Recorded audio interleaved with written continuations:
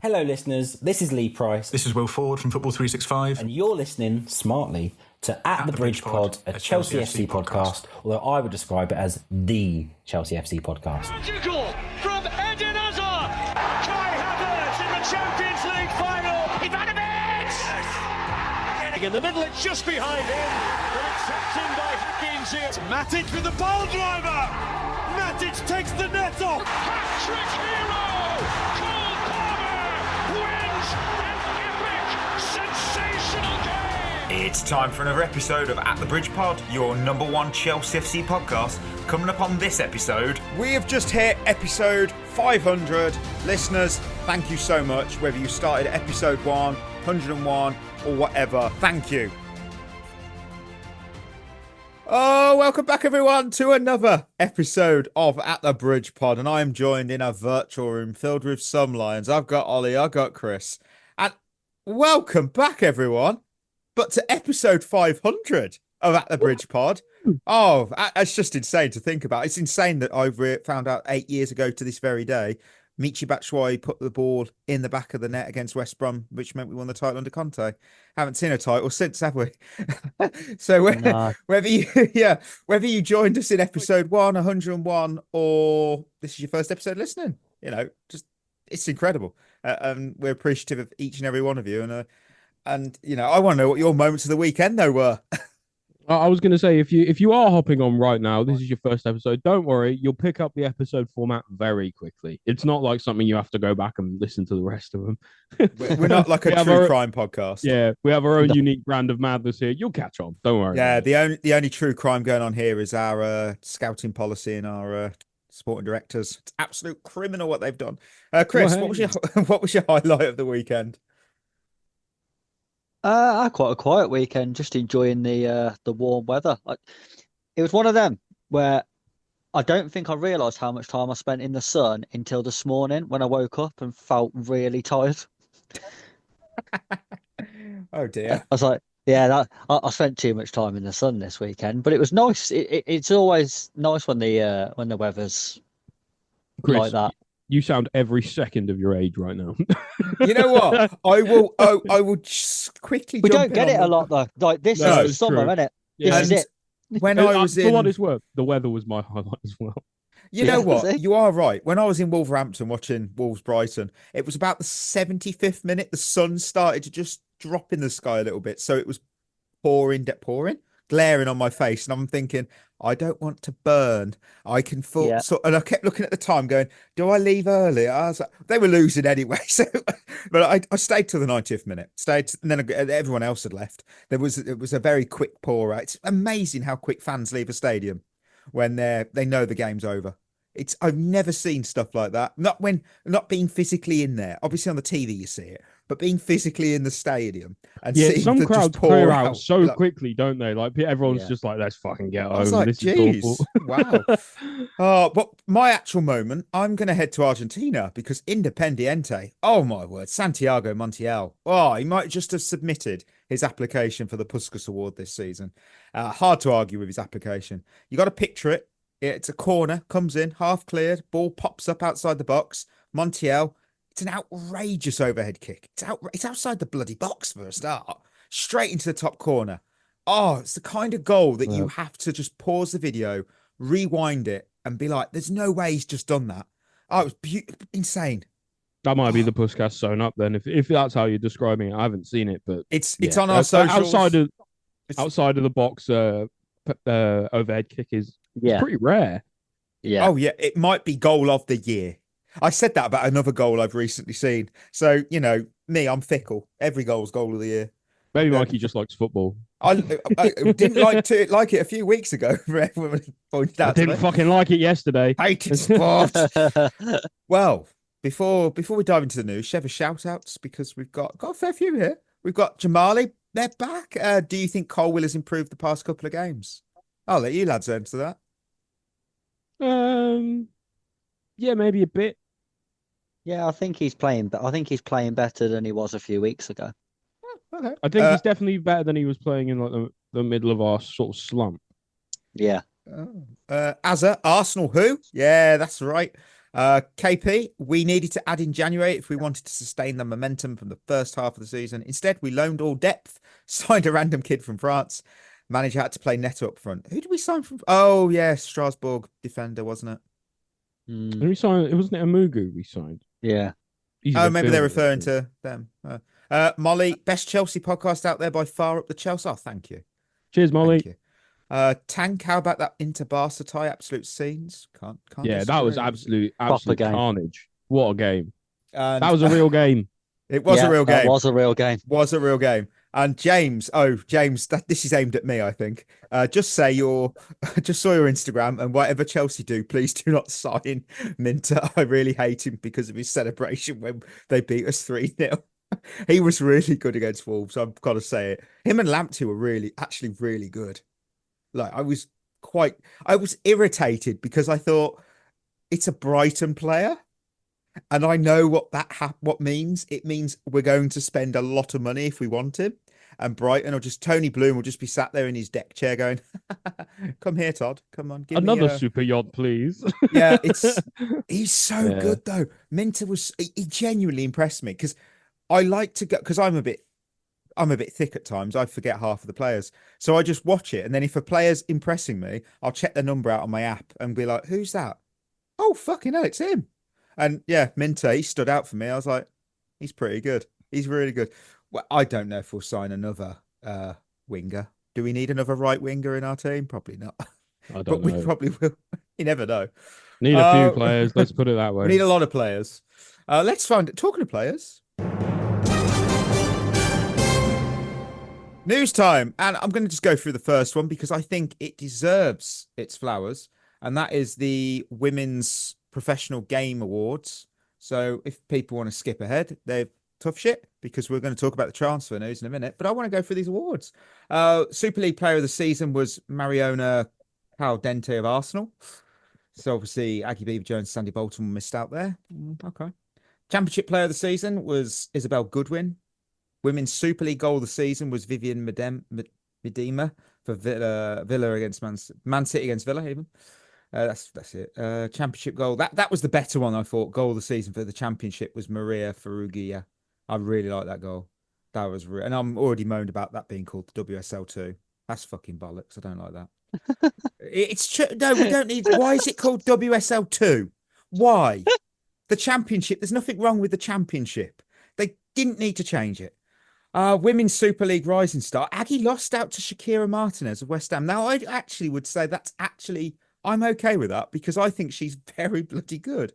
I would not turn her down at Chelsea if we're going to, make a striker sign in the summer. I'm just saying. Championship Rising Star was Sophie Quirk. Club hero was Emma Fletcher for Man United. Champion of Change was Katrina Goria, West Ham. Matchday Experience, we lost out that award. That went to Man City. Sorry, are any of these going to Chelsea players today? Or were they like, Chelsea's won everything, so we need to give the other players I'm glad something? you brought that up because Women's Super League Golden Glove was shared between Tullis Joyce and Hannah Hampton, so I was very happy about that. Yeah, well, they I have think, to give you that one based on how you do. Yeah. I think Hannah Hampton actually had a really underrated season. You're not wrong. Yeah, I agree. Like everyone was talking about the United keeper and how good she'd been, but Hampton was just as good. Oh, yeah. And even statistically, it suggests that. And I think she made some really big saves in big moments. Like you can go all the way back to the opening game of the season. She got player of the match in that game. Oh yeah, yeah. I mean, Like she's outstanding. we won that game 1-0, and that was mainly down to her. So she made really an important contribution. I just think sometimes because she plays for Chelsea, it's like, wow, that's about normal. But that's not how it should be, I don't think. It blows my mind. I was looking at some of the players who, obviously, when I was on the BBC Player of the Year thing, when there was an article, their journalists who picked who they thought. I won't lie, I should be happy, but one person, Ellen White, sorry, it was Ellen White, put, not Ellen White, it wasn't Ellen White, it was Jen Beattie, sorry. Jen Beattie put Johanna Writing Cannerid at number 2. And I thought, there is no way she deserves second. I'm sorry. Russo was number 1 for her, which I was like, how could Cannerid was good at the start of the season and then she dropped off, and I love that woman, but she just wasn't good to start. What do you know? What's weird though? We've won the title, unbeaten, set a new points record. And one fuck But all. but I do think when you look at it, I'm not sure that we did have a standout player. We had a lot of contributions from everyone around the Yeah, team, I I just think thought. everyone had a good season Mm. without anyone having an outstanding one. I think for me, Sandy Bolton, I keep championing her. When we signed her, I was like, the most beautiful name to read out. It's just such a Sandy, but I love the name. But her performance has delivered all season. She stepped Yeah, she's into been brilliant. brand new league. We have no idea if, because you can't keep going, oh, she's good in, in her previous club. She would, no, we don't know if players do adapt to a new league. It's very difficult. And she just walked in and just been, oh, one of the best players. And in a position that wasn't her actual natural position. She's been incredible. I'm like, you know what? For me, she has been our player of the season. Obviously, she didn't win it for us in our own awards, but I think she should have because she's been absolutely outstanding. I, Yeah, I, I agree. I don't know when they're going to announce the manager of the season. It wasn't given out at the awards. I was double checking. I What wonder who it should go to. It bloody should it, be Sonia. Like, like she literally could do no better except for win every game. Yeah, That's the only way you could do better than you're what she right. did this year. You're right. Right. Let's look at the Chelsea transfer news. There's a bit. We're apparently exploring multiple striker options. We've got Benjamin Uh, Sesko. Sorry, Chris. We've got no. Benjamin Sesko, Liam Delap, and no, Hugo Etatike. no. Who arrives is apparently more tellingly who doesn't may hinge entirely on whether the Blues secure Champions League football next season. Alex Crook, he's apparently a Manchester United fan, I've been told by people on social, believes Liam Delap is more likely to join Man United over Chelsea. Okay. So I'm going to say Messi is more likely in his prime to join Chelsea than PSG or Inter Miami in the future. Look, I won't lie. When I looked at those options, I thought it was like asking me which root canal I want to schedule first. I don't think any of them are going to move the needle. I really don't. I'm not disrespecting them. I just don't think they move the needle. Two for of them us. are just Jackson again. Yeah. The thing is, with all of them, they're all good players, but they're not great players. Yeah. And I think when I'd rather sign less players, but who are of a real level, than just have another summer where we're bringing in 6 or 7 players, but they're all just similar to what we've already got.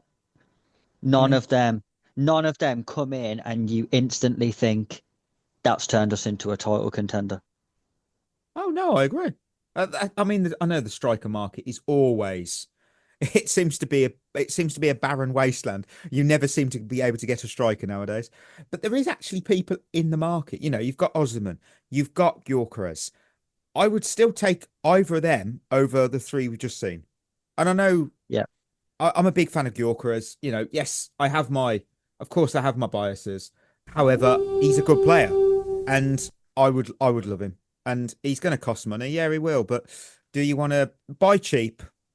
Buy twice. That's what's going to happen but again. eventually you have to spend big on a player, and you have to break your wage structure eventually. Every club has done it. Liverpool had a very stringent wage structure, but they had to break it for Mo Salah at some point. They didn't have a choice because whether you're signing a player of that quality or whether you're developing one, eventually they're going to want more money. So you will break that structure at some point. So I just don't know why wait. Just do it earlier before we fall too far behind everybody else. Because I think now is Who a would you perfect... give it to? Who though, Chris? Who would you go for? Because I don't think Osimhen's a sure bet. I don't think anyone's a sure bet, if I'm Well, honest. then that's the reality. You're paying money for something you don't know what you're going to get. But isn't that So the I same with every transfer ever? Yeah, for sure. There's risk in every transfer. So I don't know. But Because to be fair, some of them have more risk than others, though, don't they? Like some look like a dead cert. Like even Caicedo, I think when we signed him, a lot of people said it was a lot of money, but most people still said it would probably be worth it if he could hit his pre-Brighton form, like his Brighton form. But when you look back to when we signed Diego Costa, he was a risk. Yeah, No one injuries. knew whether Costa was going to work out or not. He'd had injury problems. He hadn't had 4, 5, 6 really good years at Atletico before we signed him. So he was a risk. I just think sometimes you have But to. who's the Costa on the market? I think Osimhen is the safest But bet. he spent a year in Turkey. How good can he be? Yeah,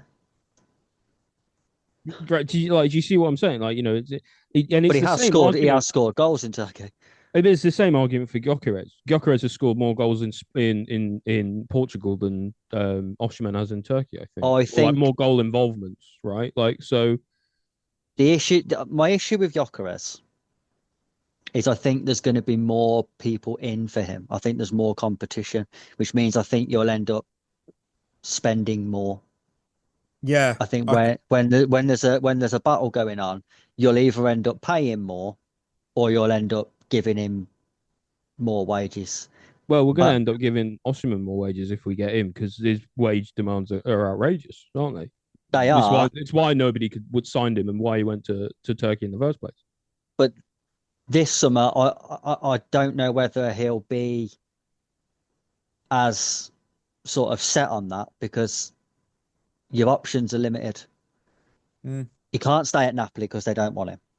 So his options are lower his wage demands so he can go somewhere he wants to go, or he'll end up going back out on loan to Turkey again or somewhere else. I hear you, but like that's not what we're seeing in the media and stuff. Like I agree with you, Chris. I think he needs to do that, but he's not doing it. Like I heard, I saw a thing in the papers. So believe it if you want, but it's saying that he didn't want to lower his wage demands. Like it's pre-tax or whatever. It's 400k a week, and that's what it is. I wouldn't pay him that. And that's the thing, isn't it? That every player has that different kind of risk, and I'm not sure there's like a player like Costa in the market right now for who, while there was a risk, still playing in the top league, get for a decent price, wages are good but not too high, hungry, wants to prove himself. Like there aren't a lot of players like that right now at striker. The only other option would be someone like Victor Boniface from Leverkusen. With Alonso leaving, I think they'll have a sort of a selling summer where they'll sell one or two of their better players. Yeah, they'll with lose Alonso Verts, leaving. won't they? Yeah, so there could be something to open up there. I think my issue I with worry Sesko, about the German league though. That's my problem with Sesko. Yeah, is we I worry all about the do, German league. unfortunately. As my Chelsea problem fans. with Sesko is Leipzig and Bundesliga, and I don't even think his numbers have been overly impressive in the Bundesliga. Yeah, Like he hasn't been blowing people away in the Bundesliga, and that's a concern. Liam Delap, I think he's being massively overrated because he plays for Ipswich and everyone's going, it's amazing to score 12 goals for Ipswich. I don't think it's amazing. I think loads of strikers have done that before, scored 12 to 15 goals for teams who have got relegated. I don't think it's a new Andy thing Johnson. that we've never seen before. Yeah, people might loads say those people have done it. I think a lot of people would say the same, but I think for Delap, people are saying it's crazy how he's done that at his age. I know, but Andy Johnson, which again, put 21 you don't goals wanna he bring scored back in into it. relegation Palace's season in 04-05. And Yeah, he would you then, don't- yeah. Yeah, for me, you don't want to bring age into it really. If you're good enough, you're old enough. But I just think as well to succeed at Chelsea as a striker has proven incredibly difficult. That is true. For so many people. So to ask a 21-year-old to do it is almost insane. I think if we're going to go for a striker, it needs to be a striker with the personality to do it, which Osimhen has that personality. Like 400 grand a week is absolutely ridiculous. And I don't know what he's thinking there because there isn't a club on the planet who's paying him that except for Saudi. So unless he wants to go to Saudi, then he's going to have to do something or just keep acting like an idiot. But when you look at his demeanor and personality, he has what it takes to succeed. I worry about everyone else having the mentality to do it because even Jackson started to struggle with that now.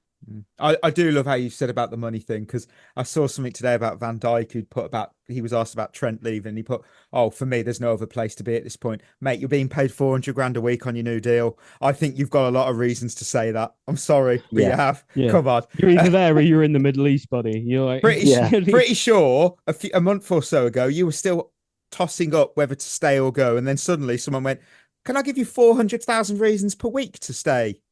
Liverpool. You go, "You know what? I think the future's here." Anyway, we'll head to. I would live in Liverpool for 400 grand a week as well. Right, we're going to head to Kingsmeadow Corner because Chelsea took on Liverpool in the final game of the WSL season, and it ended Chelsea 1, Liverpool 0. It was iconic, historic, invincibilic. Thoughts on the game? That's the season. Let's go with season and the game.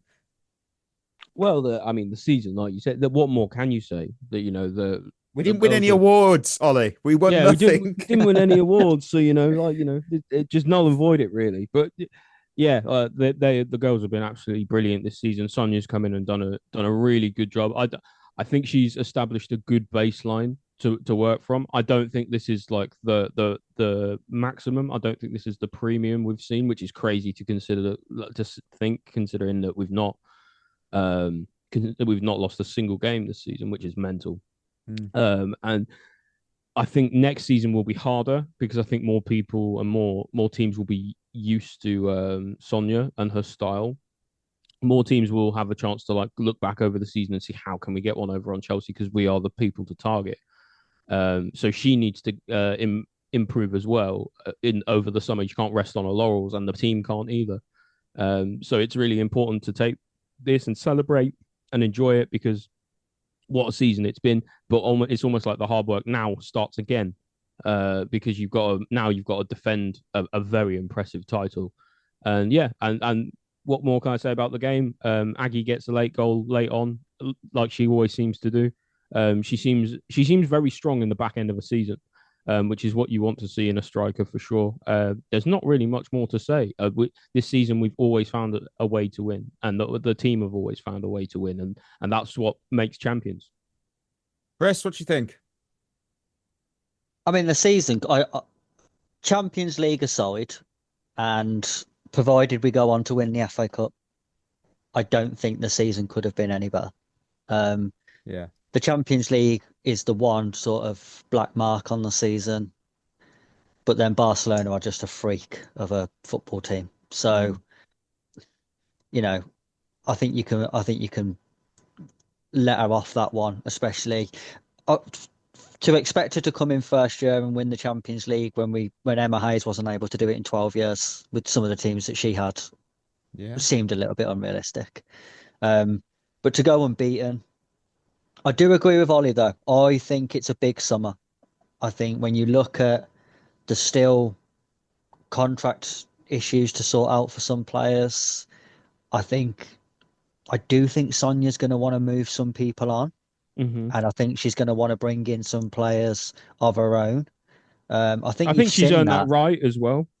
Yeah, I think you've seen that by the amount of rotation there's been lately, that it's almost like she's been giving people a chance to see what they can do, and then almost making a decision on the players as the season's gone on. I think the second half of the season we've sort of coasted without playing brilliantly.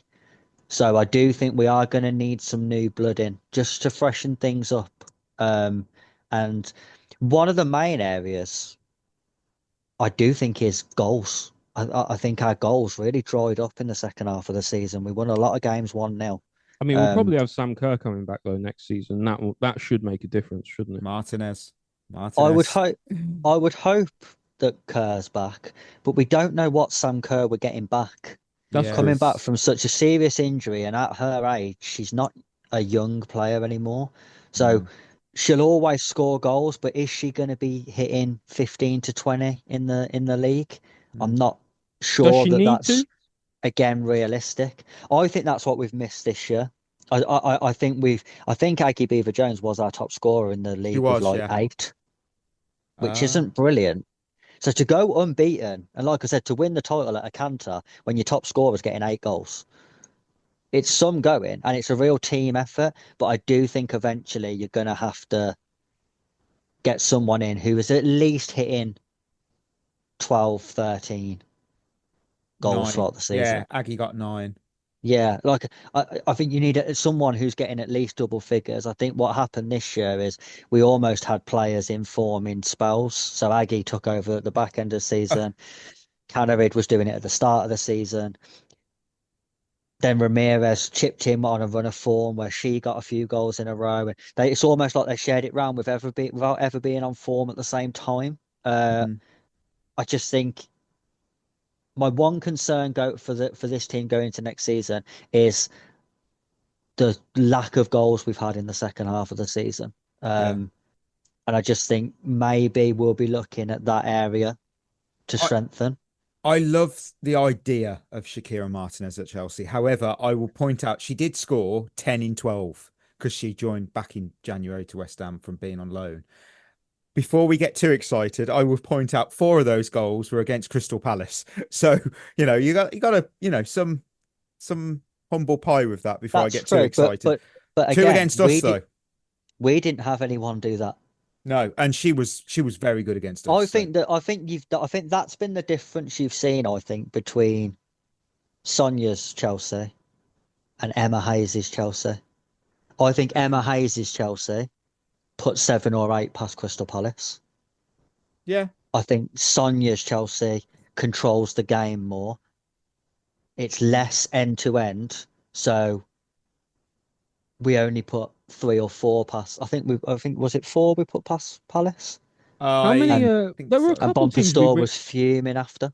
There was a couple teams that we really put them to the sword though this season, wasn't there? Didn't we score 7 or 8 against one team this season? I can't remember. Back, we scored 4 against Palace, scored 4 against Everton, 5 against Durham Women, 5 against West Ham, 4 against Charlton, 5 against Everton again. Bloody hell! 6 so it's past not FC Twente. I do hear what you're saying, Chris, and you are right. I think that you need maybe a focal point for the goals, but clearly, like they weren't lacking that much at some points. No, I think one thing we have got to do though is we have to find a way to get Aggie Beaver-Jones in the team every week next season. Yes, I think she has to be a starter next season. I think we eased her in last season, and she did really well. Yeah, she's been in and out this season. I think next season, I think she's earned her place now to be our starter. I think she could be a special player. I think she could be a player that you're talking about England pinning their hopes on winning Euros and World Cups in the next 4 to 6 years.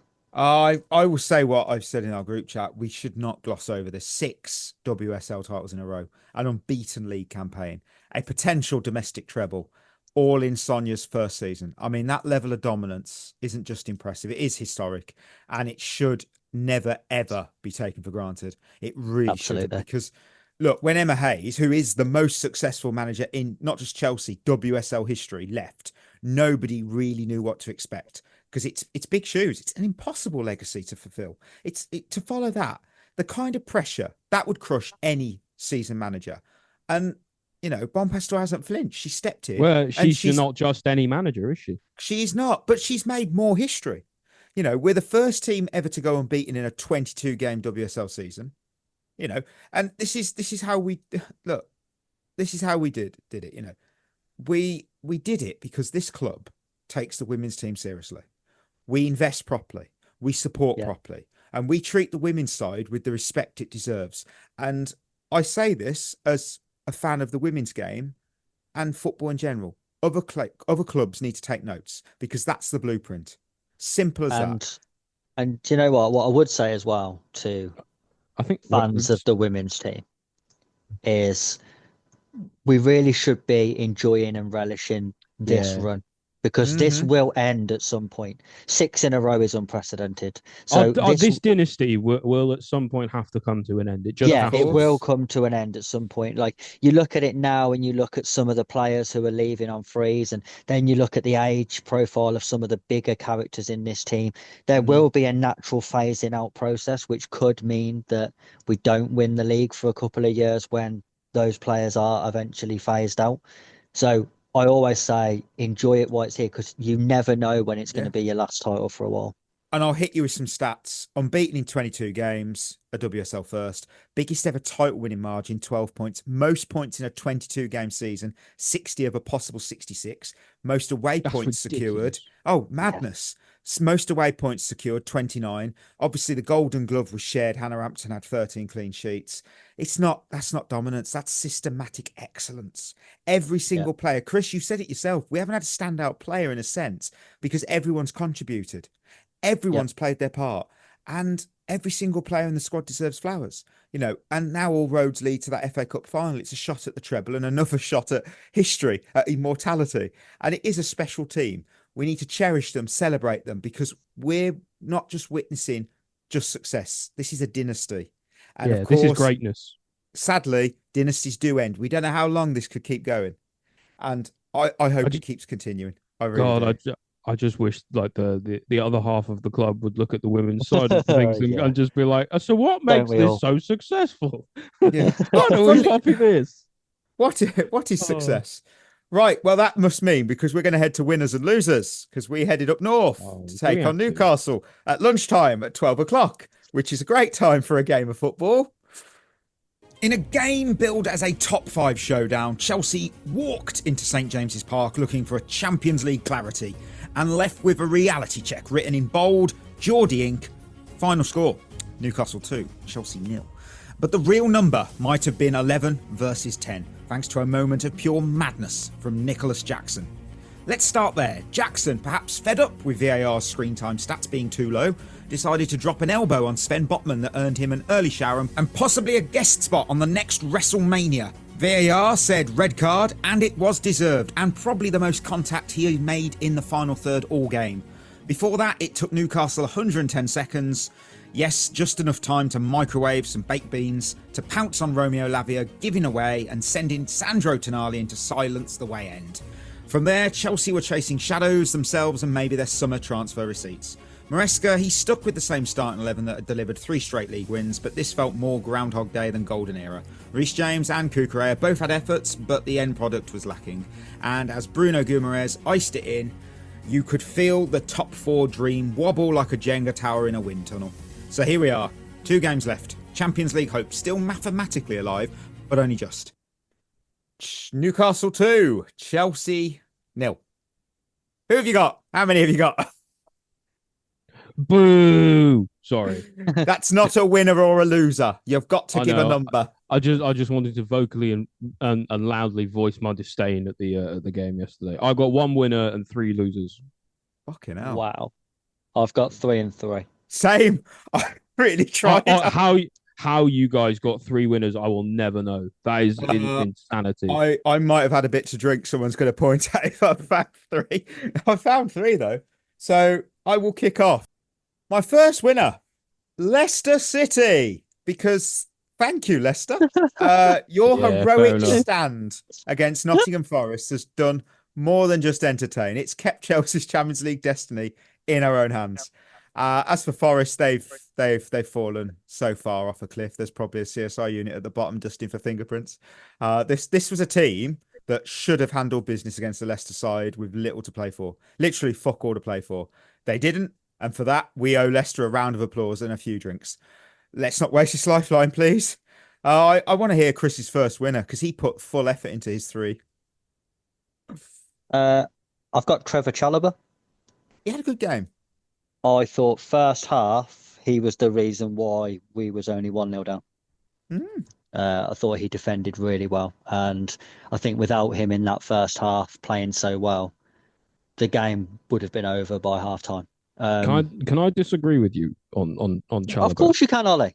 Because the only reason I say that is because I still thought Chalobah had a decent game, but for the first goal he makes the pass to Lavia, and then he keeps Tonali onside for the finish, and without that the game is very different. I know it's a tiny thing, and overall he was good, but the way players' individual moments impact games matter. And for me, it drove me up the wall because he had to be honest, he had a hall of shame first 10 minutes. I think though, to be fair to him, he is the least culpable player in the first goal. Mm. Lavia and Caicedo are much more culpable than he is. I mean, why Caicedo's trying to play Tonali offside instead of just tracking him, I don't know. Yeah, I fully agree. I will let Ollie have his one after we've got our two out of the way, Chris. So my second winner was Tyreek George, and he's a winner because he's potentially the answer to our striker problem for the final two league games. We've got to replace Jackson after that red card, and we'll look at that later. We have to look at our options, and for me, Tyreek George stands out because the why. He'll put Neto up there, mate. He'll put Neto up there. No, they're going to listen to me. The why behind my choice is simple. Manchester United's defense is built like a porcelain vase held together with tape, prayers, and maybe some leftover chewing gum. Because you've got Shaw, who against West Ham offered literally fuck all. Because was anything but Shaw. Well, I got stats: 1 clearance, no interceptions, no tackles, no aerial duels won. Oh, you got Mazzawari and one of Maguire or Lindelof doing whatever their best impression of a traffic cone is. That back line can be broken. What you need is pace, movement, and bravery. And for me, George offers all three. Neto does, of course. But the thing is, if he starts against Manchester United, that's a big step. It is. But the other options are Nkunku, who's already shopping for a house in Munich, or obviously Pedro Neto, who can do the job, but I feel he's always better out wide. I think you've got to give George a shot. It's a bold call, but I think it's the exciting one. I agree. I just don't think he'll do that. I agree. Yeah. I think it's probably the right call, and yes, he won't do it.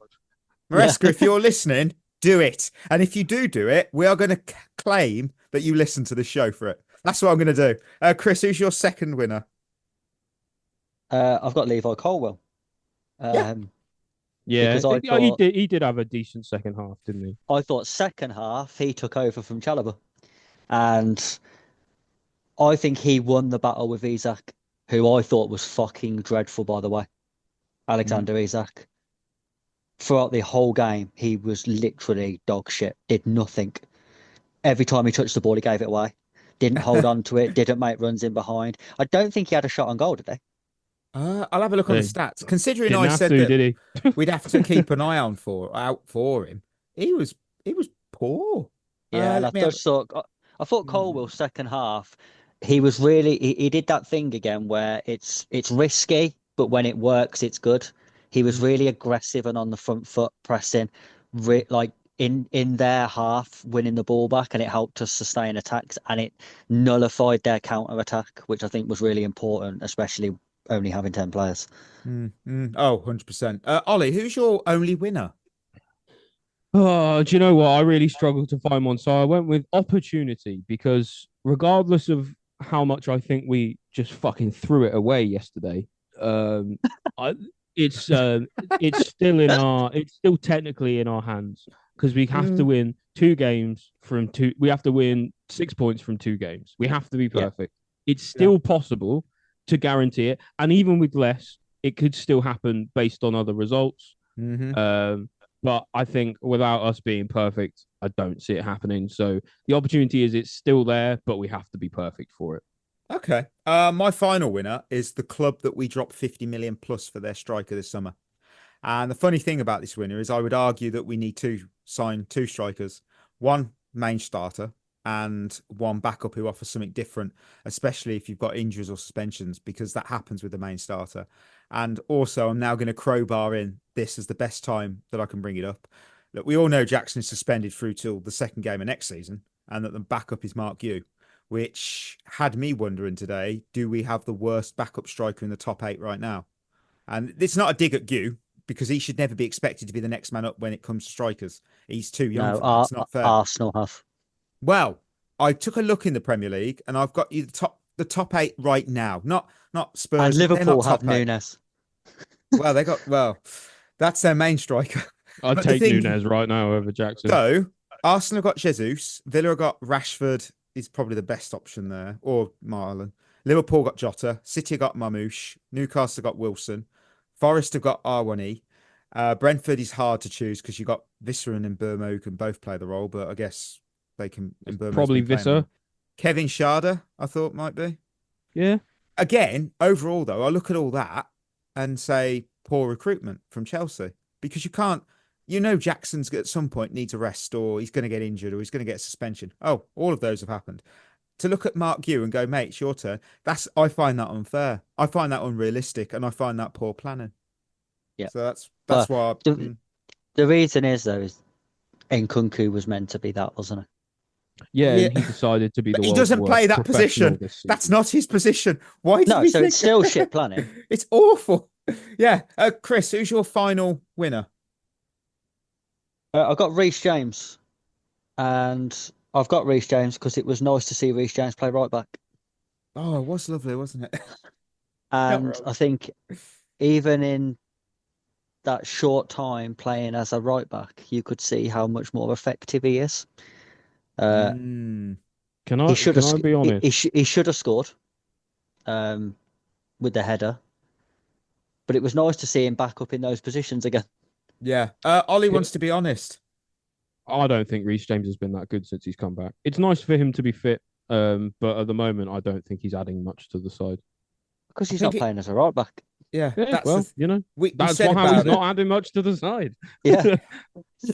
I guess that's how poor is this listener? That's winners, and we all know where we're going with losers, because I've got one, and I'm sure we all do. Nicolas Jackson. Oh, yeah. Not fucking happy with you, mate. Today, look, honestly, walking proof that talent without temperament is like putting rocket fuel in a shopping trolley. Look, I've got my opinion. They had already been a few fouls called on him during his back and forth with Sven Botman, who, by the way, now lives rent-free in Jackson's head. Whether the frustration boiled over or Jackson just had a hold my beer moment of stupidity, which I'm thinking it was that. What followed was just ridiculous. I mean, he looks once to spot Botman. He looks again to line up the hit, like he's checking wind speed, and then bang, elbow to the face or the neck. VAR got involved, saw what we saw, and it's a straight red. And you can't argue. That's Danny Mills on comms on the radio was saying, "Oh, I don't know, mate, that's a red card." Jackson gets a nice early start to his summer holiday, and obviously he's ruled out for the rest of this season and the first game of next season. Maresca didn't even look at him when he left the pitch. Yeah, quite fucking right, to be honest. Oh man, and the kicker is that moment could cost us a place in the Champions League. It's. I've honestly, petulant toddlers show more restraint. Look, he's got bags of potential. I'm not knocking him for that. No doubt he has potential. We need a striker who leads with his feet, not his elbows. Because for me, that has to be his final game as our starting striker. Thanks for your... We need an adult in charge up front. We can't have that, because that cost us the game.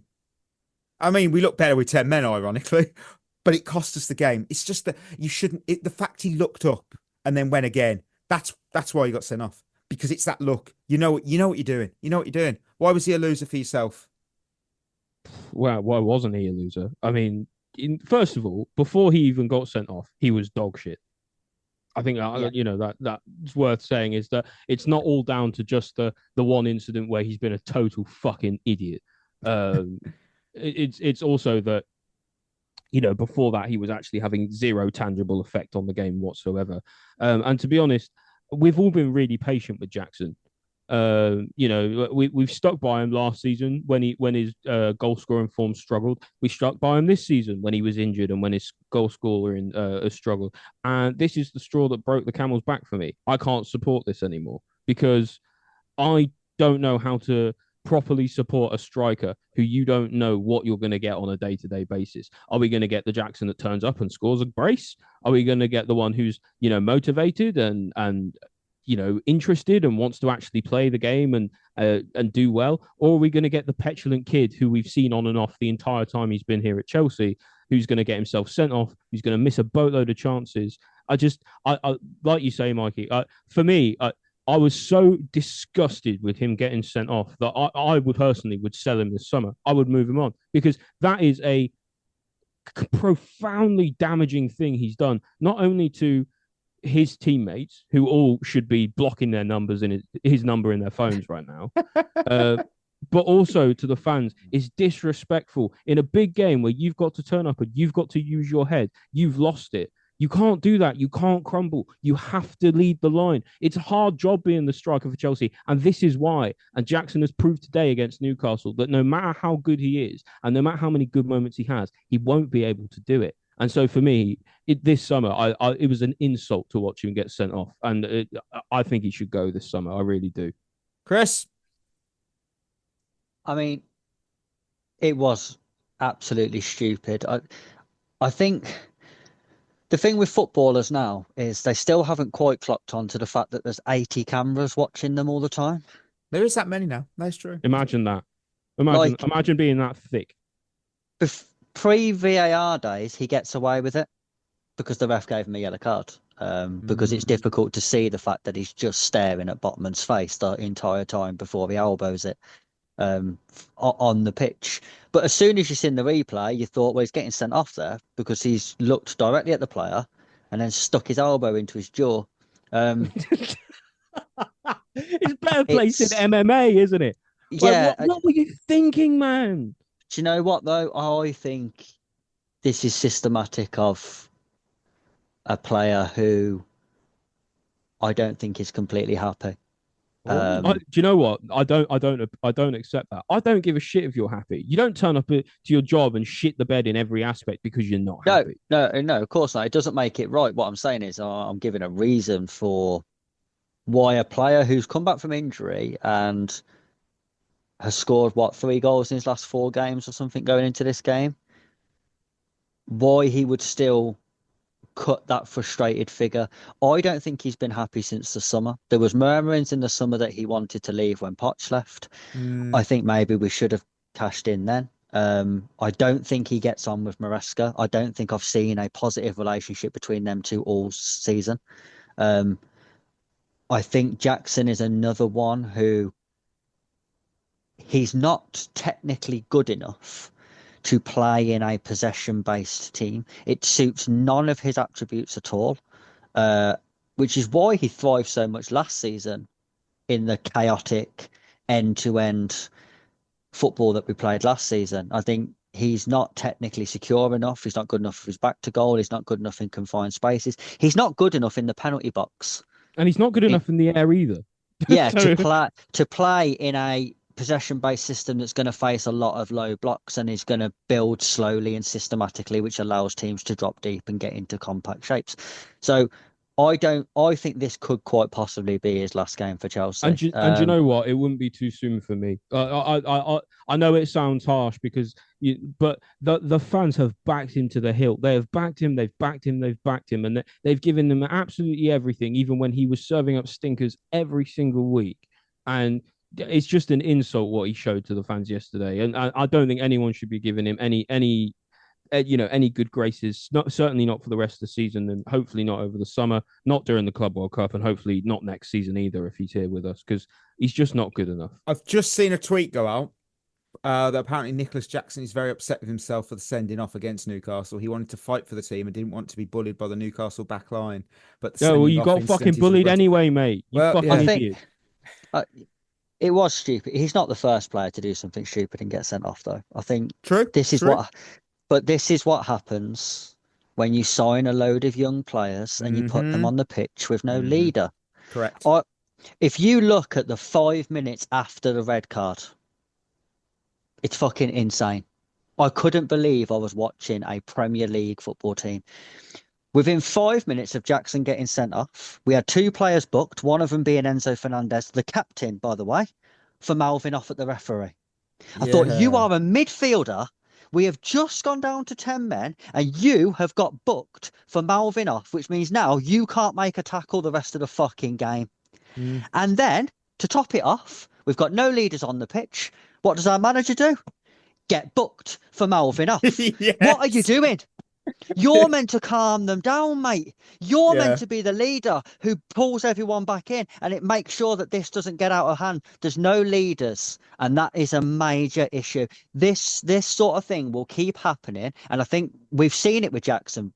Even last season was exactly the same. The amount of times he got booked for kicking the ball away last season, and no one pulled him in. To the ref. Yeah.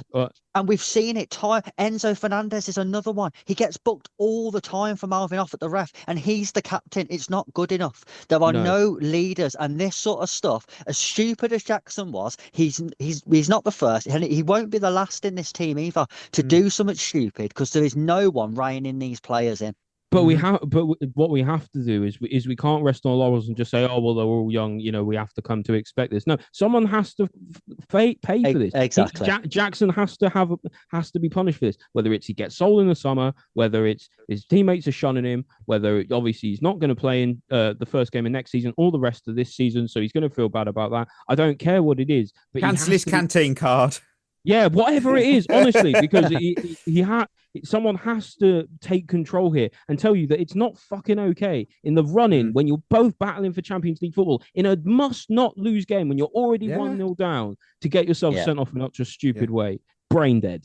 My second loser is someone who was once a winner, but I've gone generic. I've gone our set pieces, because Chelsea's set piece coach Bernardo Cueva came to us from Brentford in the summer. He was renowned for this tactical wizardry on dead ball situations. What a completely unserious asshole, if that's the case. I mean, honestly, what's he doing? There was nothing from our set pieces. There's more bite from a soggy rich tea biscuit than our corner kicks. I don't know whether you can look this up, Mikey. We must be one of the worst teams in the league for scoring from corners. Oh, Chris, I'm glad you brought that up, because our prep stats, we currently rank second worst for shots on target. On target, don't forget goals, on target from set pieces. And our XG from them is fourth from bottom. That's not underwhelming. That's performance art at shit. What are we doing? I can't remember last time we scored from a corner. You know what? If I was the opposition, I'd just kick the ball out for a corner just to relieve pressure, because we're just so harmless from corners. We're so harmless. We couldn't hit water if we fell out of a boat. And we bought someone in who was good at this. And what have we done? We've maybe better defensively, but offensively, awful. Here's where I'll play devil's advocate with him here, though. Because to be fair, Brentford was very good at set pieces, like really good. Yeah, it's amazing what happens when you have tall players. Yeah, that's what I was going to say. Yeah. It is difficult for a set piece coach in our team, considering we've got not a single player who can header the football. No, like you send Colwill and Chalobah forward for a set piece. What's the point? They are both fucking horrendous at attacking the ball. Yeah. I think, you look no one season, in attack doing it either. like none of our forwards, Madueke, Neto, Jackson, Palmer, Enzo Fernandez, Lavia. And our midfielders, our entire midfield is under 6 foot. They're all poor in the air. When was the last time someone in our team scored a header? Was it Fernandez against Spurs? Silva. I think last season, the only reason we scored from corners was because of Thiago Silva. Yeah, you look at most of the goals we got from, it was either him scoring or him flicking it on at the near post and someone scoring at the back post. It was all down to Thiago Silva because he was the only player we had who knew how to attack a fucking ball. We haven't got one. We haven't got a single player now, so it must be hard. As a set piece coach, he must set all these elaborate ones up, and then no one can header it, and he must think, "What's the fucking point of this?" Has anyone got some stilts? Anybody? Chris, who's your second loser then? I've got the whole midfield. Oof. Yeah, and honestly, you could have sailed an aircraft carrier through the midfield in the first half. I'm including Caicedo in the midfield. I know he played right back, but he inverts and all that bollocks, so he plays most of the game as a centre midfielder. Obviously Caicedo as well, massively at fault for the goal, but we lost the game 2-0. Both Newcastle midfielders scored the goals. Which suggests a problem in our midfield in terms of who's marking them. But also, I think it just shows what our midfield is severely lacking. They had a game, Newcastle, where I thought their forwards was poor. Like I said, Isak did nothing. Jacob Murphy did nothing. Harvey Barnes did nothing except for having the worst first touch I've ever seen when someone's through one-on-one. None of their attackers looked threatening. But their midfielders stepped up and got goals. And our midfield don't do that enough. Fernandez, to be fair to him, has done it. a few times this season, and he deserves credit for that. Caicedo's got to start adding some goals to his game. I think that's the one major thing now that's missing from Caicedo's game, because he is brilliant at everything else except that he'll score he's the one. complete midfielder. He's Yaya Toure regenerated if he can start adding goals to his game. Yeah. Wow. I think, Lavia, I don't think he's ever going to get goals. I don't think he gets anywhere near their goal to score a goal. But I just think it showed that our midfield has been good this season. I think Caicedo's been good. Enzo Fernandez had his best season by far for us. Lavia's looked really good, especially in the last few games since coming back. It is a good midfield, but when you put it up against another good midfield, you just see things that we lack that they don't. And this was a stark reminder that goals from midfield are so crucial and we don't get enough of them. Ollie, second loser. Mentality. A lot of people want to say, it was good because we showed character in the second half. We played well. We attacked Newcastle because, we were 1-0 down and we needed to get a result and we only had 10 men and we really went for it. Yeah, fine, whatever. But do you know what? When the goal went in after less than 120 seconds, every single player's head dropped. Every single one. Everyone really continued to struggle. The whole first half, everyone lost their heads. Mentality. It's unbelievable how basic this stuff is. This is a big game. This is a do not lose game, a must not lose game, no matter what. And the mentality wasn't right for the game. We might have gone in there going, we want to be brave and we want to attack them and we want to do a good job. And that might be the right mentality to have on paper on the surface. But for a fact that Newcastle are going to be up for it. For a fact the Toon are going to be absolutely screaming the place down for most of the game. So what do you need to do? You need to get in there first 20 minutes, calm it the fuck down and quiet the crowd. What did we do? We attacked them. We tried to do a million different things at once. Jackson gets himself sent off later in the second half for losing his head. Half the players lose their head as well. We concede after a minute and 20 seconds. The coach himself gets himself booked, as Chris said. But there are moments. Elite sport is about big moments, and every single time we are in a big moment in this club, when we've got the chance to really do something and really put a statement out there, we crumble, and we're just going to keep seeing it again and again and again until something changes. It's not good enough. We haven't won a proper big game where something's actually on the line in so long. I think as well. I've seen a lot of people talking about how good we was in the second half. I don't think we was that good. Newcastle didn't have to do anything. I think we had a lot of the ball, but Newcastle let us have the ball. I thought Newcastle was really poor against 10 men as well, by the way. Their approach was weird. To sit off and soak up loads of pressure, I thought was odd, considering they had the extra player. They played it almost like they'd had the man sent off. But we had lots of the ball, but we did jack all with it. Yeah.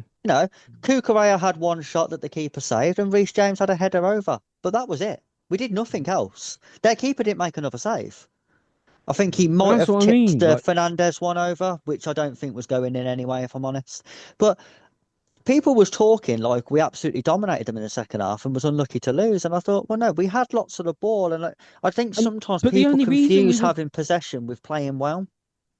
Yeah, but the only reason that we even had a lot of the ball, the only reason that we were having to go for it as hard as we were, it's because in the first minute of the game we threw it away. Yeah. Like, we wouldn't be in that situation if it was still 0-0, cagey game. You slow the game down back and forth. You could see it easily playing out to a draw because no team wants to lose. But within a minute and 20 seconds, you have gifted Newcastle on a plate exactly what they needed for the game. Exactly what they needed. If you could have asked any single Newcastle fan, the manager, the players, fucking the tea lady what they needed at the start of that game, or an early goal, really get the crowd up for it, get Chelsea on the back foot, have them attack us, and then we can just sit back, soak up the pressure, frustrate them, and win the game. And that's exactly what they did. And it's criminal to me that we didn't see that coming. I will say my final loser, it's officiating. It's a loser. I'm not going to defend the Jackson red card. It's a loser. Because I am so sick of seeing players hit the ground and grab the ball like it's a last slice of pizza at a house party. Just because you think you've been fouled doesn't mean you've been fouled. You're not the referee. And there should be a rule where if you grab the ball before the whistle, it's an automatic book. Oh, hang on. There is. It's called deliberate handball. You might have heard of it. It's never enforced. Never enforced. Instead, we watch players roll around. They clutch the ball like a toddler in a soft play centre. And then the ref goes, oh, I best blow for a free quick kick now because he's touched the ball. I saw it at the Wolves game as well. I saw it with Brighton players doing it, and I saw Wolves play. And it really irritates the shit out of me. Do you know what it is? It's people are forcing the ref to make a controversial decision. And they shouldn't be the case. You should be. If you do that and it's not a foul, it's a booking. I don't care whether people are going online. Oh, he got booked for. No, you can't just decide it's a foul. You can't do that. That's not your job. Irritated me all game and other games. Chris, who's your final loser? People might say this is harsh. I don't know. We'll see. We'll see what you two's reaction is. Cole Palmer. I can't really remember much about it. So after the game he had against Liverpool, I was expecting more from him. Yeah. Yes, same. I picked him my bloody lion. My problem with Palmer is in this game when we went down to 10 men, he plays that. I've always praised him for he plays the game very relaxed and sort of laissez-faire with it. He's never seems overly emotional. Very cool, calm, collected. Plays at a pace that suits him, and that's all really good. But then in games like this, where it's such a big game, and we was a goal down, and we was a man down, but we was having all of the ball, and Newcastle was sitting off, and there was chances there to go and create something. I just think he played too slow. He didn't take the game by the scruff of the neck and try and pull us through. He tried a ridiculous chip on the keeper from like 35 yards at one point, and you thought that's not what you want from your talisman today. That's not what we need from you today. We need more. We need more energy. We need more intensity. We need you to go and find the ball, try and make things happen. And if it doesn't, try and win it back. And I just think he doesn't have that in him at the moment of actually grabbing a game by the scruff of the neck and saying, don't worry, I'll go and get us something out of this game. Yeah, and I'm fucking Cole Palmer. Let me go do this. Yeah, because he has the ability to. But it's almost like he doesn't want to overexert himself, which is frustrating when you're watching a game like this and we're a goal down and we're having all the ball and he's just lazily knocking it about and you just think, fucking do something, mate. Like, you're the best player on the pitch. Like, do something with it. Like, last season, he was absolutely phenomenal last season. We all know how good he was. And he did have games like that last season. Man United springs to mind, the home game. But last season, rightly so, I think at the end of the season, people were starting, us included, were starting to compare him to the Hazard effect on the game. Could he be our new Eden Hazard? I think this season he's shown that no, at the moment he can't. Because this is what Hazard did. Hazard in a game like Sunday, he would have done something. He'd have started beating 3 and 4 players, and Newcastle would have thought, fucking hell, they might have 10 men, but with him, they basically got 12. So we've got to be careful. To be fair, Hazard did have a year off, didn't he? Yeah. That one season aside, but I mean, in the other 7 of the other 8 years, there was so many games where he literally won it by himself. Well, you looked at it and you thought, without him today. Yeah, without him today, like we don't do anything. I just think with Cole Palmer, you can have all the talent in the world, but if you haven't got that intensity and that real desire to want to be the best player on the pitch all the time, I don't think he'll ever hit his full potential. I think he's got to get a better mentality himself of, no, it's my responsibility to get us something out of this game. Okay. Ollie, round us off. So opportunity was one of my winners, and now opportunity is also one of my losers. Okay. And the reason I say that is because while I think it's still on our hands because we have the ability to actually affect whether we get Champions League football or not effectively by just beating Man United and Forest, we have put ourselves in a situation now where we're going to a Man United team who we almost never beat, no matter how bad they are. We're going to them. They're going to be playing for basically nothing because they're focusing on the Europa League final. So they may well rest players. They'll probably have younger players come in to play the game because they're a bit hungrier. They're a bit, like more want to get up for it. They also want to spoil our day, and it's a big game, right? So like, there's a lot of pressure riding on Chelsea to get a result against the worst Man United side basically ever. And I'm not sure that we're capable of doing that. Similarly, we've got Forest on the final day, who have absolutely fallen off a cliff lately, but have shown all season that they know how to score goals and get goals in big moments to propel them forward. And what I just see is I see so much pressure on the last two games. And what has this side shown every single step of the way? When there's pressure, we crumble. When there's something on the line, we crumble. And so it's true that we have to be perfect to get it to get Champions League, and it's in our hands to get it if we are perfect. The chances of us being perfect because of the pressure are basically zero. So so it's a real concern now because this is the business end of the season and we don't have a striker to boot. Thanks again, Jackson, you fucking muppet. I think this has done irreparable damage to our season. Right. Emojis. I went with the Fox because thank you, Leicester. I've gone with the door because I wish I could have walked out of it watching it halfway through because it was absolutely just diabolical game all around from a manager to owner to player to absolutely everything top to bottom. It was the worst performance of the season for me. Chris. I'm going to bring back the shrug, Yes. Because I wasn't. You seem less angry than me.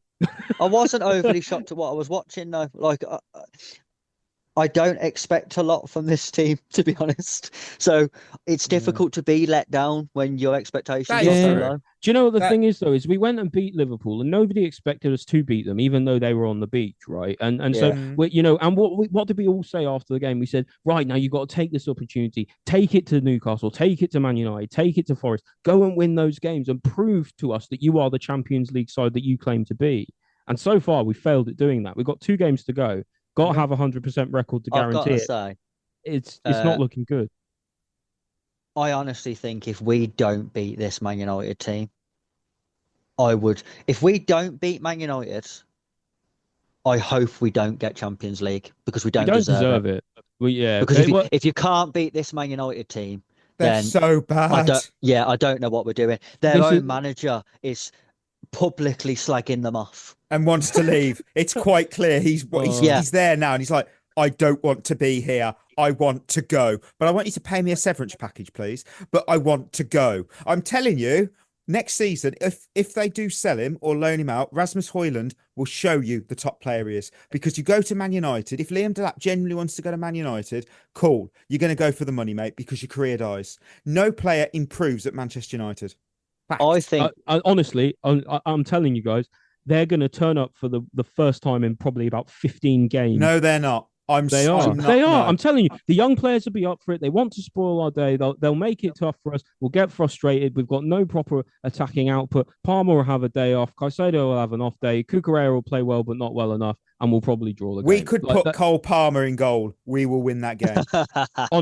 I honestly, after the Newcastle game, I'm not convinced we can win a big game against anybody. So I'm happy for you guys' optimism, but for me, it's just not there. All right. I've just seen something absolutely bizarre that I don't know if it's bollocks or not, but I think it might be real. I don't know if it is. According to Dale Johnson at ESPN, if Chelsea finish in the top 5 and win the Conference League, UEFA will give them the choice to play in the Champions League or the Europa League next season. I don't know if that's total bollocks or not, but it is an ESPN thing. Oh, that's there we go. Not. So if we don't beat Man United and we do win the Conference League and we still get 5th and we get the choice, we should pick Europa League. What about if we don't deserve it? Can we play both? We'll have the B squad back in the Europa League. You know what? It would be the most. It would be the most Clear Lake thing ever. They go, "Oh, we'll take the Europa League because Strasbourg are in the Champions League this season." Like that is true. Yeah, that is true. Actually. Oh my word. Well, I guess it's time. No winners, because Chris, you went with Lavia. No, I went with Palmer. No, the wheel went to be with honest, Sancho. no one deserved it anyway. So no one's won that. No winners from us, and no actual lion, because I don't think anyone really deserved it. Give it Not Sven really. Botman or something. Sven Botman. Right, we're going to go to Quaresma's questions, and I'm already ready with my phone out of my pocket. I have got Blue is the colour pod. Oh, getting that sponsorship in, aren't you? Is this the final straw for us to be serious when it comes to a proper 9? No more Delap shit. Oh, hello. I like this. It has to be. It has to be. Yeah. We have to make the choice this summer. And even if it's an unpopular choice, we have to make the right choice with an attacker this summer, because we can't go into next season with Jackson leading the lines. He will let you down. He just will. Vic has actually said about Jackson. Do you think Jackson lost his starting position for next season after this game? Honestly, I fucking hope so. I'm so angry with him still.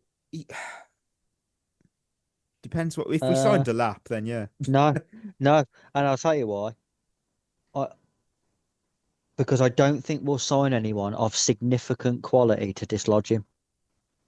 Well, I'm glad you asked that, because G Payne said, should Chelsea sign a taller target man striker, because we seem to cross a lot. That is very true. For a team that have very short players, we cross the ball in quite a lot. Honestly, I reckon if you looked at the stats this season, we probably have the most crosses that have gone to nobody. If you could somehow find that out, we have the most crosses that nobody's got on the end of, for sure. Because we've got Sancho who can cross the ball, Palmer can cross the ball, James can cross the ball, Neto can cross the ball really well, Fernandez can cross the ball when it's not on a corner. Who do we have in the middle? We have Jackson, who's fucking useless in everything, but especially in the air. You know what's really awkward? Who's a player that's good on the ball? He's also very tall. He plays for Porto, and he's called Samuel Rodion. Oh, hindsight, man. It hurts. It hurts so much. Chris, honestly, sign him. I don't care what it costs. It's 80 million. Just drop 80 million on Rodion. He'll be good enough. Ekitike is actually quite a tall bloke, I know, but I'm fucking sick of the Bundesliga. Sesko and Ekitike. One of them might end up being good, but whichever one we sign won't be. What do you think, Chris? What do you think? I don't know. We do cross the ball a lot, which is a bizarre tactical option when you've got no one who can header it. I do find that weird. It's the bizarre. problem is now trying to find a striker is difficult. Trying to find a top class striker is really difficult. Trying to find a top class traditional number 9 who's good in and around the box, good in the air, is near impossible, because they're a dying breed now, and I think that's the issue. The thing is, we're going to have to go with either you drop fuckloads of money on somebody and just hope and pray that they work out and it's not another Lukaku situation. Or we just have to hope and pray that you sign someone for 30 million and they turn into a £100 million player overnight. It's so tough. And it's the one thing I would say I have sympathy with sporting directors for, because every transfer now is so much more of a risk. And I do think there's less talented footballers available now, especially attackers. I think it's so difficult now to sign a striker that if you're trying to do that in a budget and a wage cap, I think you're making it a near impossible task, to be honest. We'll wrap up today's show with our intro game. Works so damn well every week. We're doing it again. Football 20 questions. You know the drill. I've got a player. Let's get these questions. What we got? Well, they're retired, Mikey. Yes, they are. Good first question, Ollie. It's a brilliant question. I'm going to bring up their wiki page, because otherwise. Have they won a major international tournament? Oh, you clever, clever sod. Yes, they have. Are they a male player? Yes. Are they Worth checking that European? basis. Yes, they are. Ooh, okay. But they're retired now. Look, we should probably nail down the era. Were they still playing in 2018? Yes, they were. Have they retired in the last 2 years? Oh, hang on. I'm going to have to go to Wikipedia to check. 2 years from now would be 2023. Yes, yes. So recently, quite recently retired. Recent retired. Okie dokie. Are they French? No. Are they German? Yes. Okay. What a guess. To be fair, you've got World Cups, or Euros, so you kind of got. It's probably. So I'm trying to think. You know... So retired since 2023, German. See, but we're talking. Yeah, it must be quite an old player because one, they're retiring, and two, they last won a major international trophy. What was it? 06? Did they win? Germany the won World it in Cup? 20. Germany won it in 2014, didn't they? Yeah, Oh, Italy of won course it in they did, 06. Yeah. Oh no, it was hosted in Germany in 06. Yeah. Yes. Yeah. Yeah, they won it in 2014. Okie dokie. So, are they a right-footed player? Oh, fucking hell. Oh, what a question. What size shoe do they wear? Yeah. Size shoe to them. Can you give me his specific genome sequence, Mikey? I'm having to What's look his up name? What's his name? No. Apparently, What's his dad's name? No, according to Transfermarkt, no, they're not. Left-footed. Okay. Yeah, that's Okay. a great question. I Right. did not think of. Are they a midfield player? Yes. Left-footed German midfielder. Yeah, you've had 10 questions, so it's not bad. Not bad. We've narrowed it down well. Did they play for Bayern Munich? No. At no point in their career they played for Bayern. No point That's quite telling. Not even during their youth days. Could I take a guess? Yes, and you'll get it. I know you too well. Is it Marco Reus? Oh, it's not. He's playing for LA Galaxy. I was thinking. I didn't know. That, yeah. I thought he might have retired now. No. And I just didn't hear about it. And guess what? He weren't at that World Cup. He was injured. Of course he was. Of course, Reus was injured. Yeah, of course he was. Is he a central midfielder? I mean, he plays in the central of midfield. Yeah.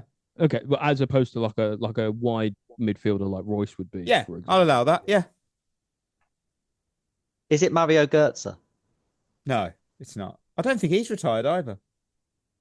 He must have done. Nah, he plays for Frankfurt, doesn't he? He plays for Frankfurt. Yeah. Oh well. He's only 32. Poor guy. I'm really struggling here, Chris. To be honest with you, I'm trying to. Think Yeah, I'm. I can't think of any left-footed Germans. Wow. Oh, did he play for Real Madrid?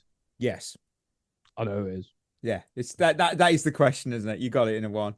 You know it straight away. If Chris of course. there you go. There you go. It's Mesut Ozil. Mesut Ozil, of course it is. Oh, what a joy he is to watch. Well done, Ole.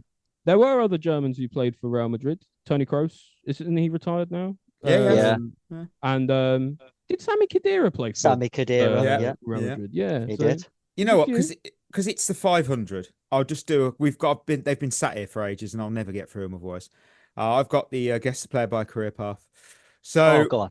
Yeah, today's theme for weeks now, the Golden Ball Award. So this is how long ago I wrote this. Since it's the international break, I thought we would do a category based around the Golden Ball Award, handed out at every World Cup. So the players below have either won the Golden, Silver, or Bronze Ball Award, which is basically first, second, or third best at the tournament. Here we go. First player started their career at Brescia before moving to Inter Milan. They went on loan to Regina, went back on loan to Brescia before completing a permanent move to rivals AC Milan. Is it Andrea Pirlo? It is indeed, who got the bronze ball in 2006. You don't think of him as a goal scorer so much, do you? But I guess back in the day he was. He Well, was he a just- number 10 for Brescia and he was unbelievable. Was very good. That's why they went about Tonali being like the regen of him. And then he Yeah. obviously went to Juve and New York City. So, next player. Started their career at Ajax. You could guess at any player there. Then they moved to Real Madrid, Oh, then into Milan. All permanent moves. Then Galatasaray. Then Nice. And they retired at Al Garafa. Garafa. Ajax to Real Madrid. Scored 19 goals in 22 games in that club. Bloody hell. Who was it after Real Madrid? Sorry. Inter. Can you tell us which tournament they did? 2010 silver ball. Is it? No. 2010 silver ball. I really don't know. I'm I'll take a punt. I don't. No, that can't be right. No, hang on. No, I'm not going to guess that. That's a stupid guess. He's 40 at the moment. Is it Wesley Sneijder? It is indeed. Oh, good shout. Well done, Chris. Is it El Gafar? I swear there's other players that have played for that club that I know. Do you know what? I couldn't get. I Janino, could not- Roberto, yeah. I Marcel couldn't Desailly. get Van Persie out of my head. I was like, Well, he played for Feyenoord, but I know. Right, final player. Sporting Gijón B. He started his career at, and of course he went to Sporting Gijón, and then he moves to Real Zaragoza. But these are all permanents. Then Valencia. David Villa. Yes, Barcelona, Atletico, New York, Melbourne on loan, and Vissel Kobe to finish his career. Honestly, I love guessing player by their career paths because I just get to sit back and watch Chris and Berth just get it every time. I'm like, oh yeah, I know who went to Valencia in like 2009. Oh, listeners, we're at the end of the episode. Thank you as always for tuning in. Thank you if you've listened to all 500. Before we go, proud to remind you, partnership with Head in the Game, the mental health charity using football support wellbeing and community. Check them out, headinthegame.co.uk. Treat yourself well. We'll be back on Thursday to talk something. We're going to hope something happens. Might be about Caicedo. I don't know. Not news. I just mean there's an article on him and I thought that might be fun because, yeah, we've got a Friday night game, haven't we? So till then, that is going to be us signing off. You've been listening to At The Bridge Pod, a Chelsea FC podcast. Follow us on Twitter and Instagram by searching for At The Bridge Pod. And if you're listening on Apple or Spotify, leaving us a review is always appreciated.